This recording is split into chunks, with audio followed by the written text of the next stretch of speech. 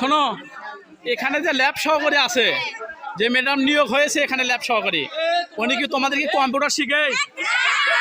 ভালো করে বলো, কম্পিউটার শিখে? আমরা কি তোমাদের জোর করেছি? আমরা কি জোর করে বলেছি না? তোমার স্বেচ্ছায় বলেছ? আমরা কি তোমাদেরকে জোর করে বলেছি?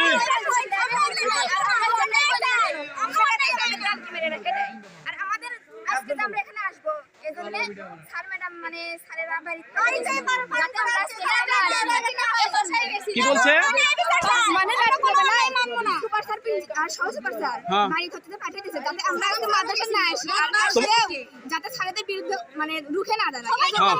তোমরা ব্যাট পাঠাতেছে সবাইকে?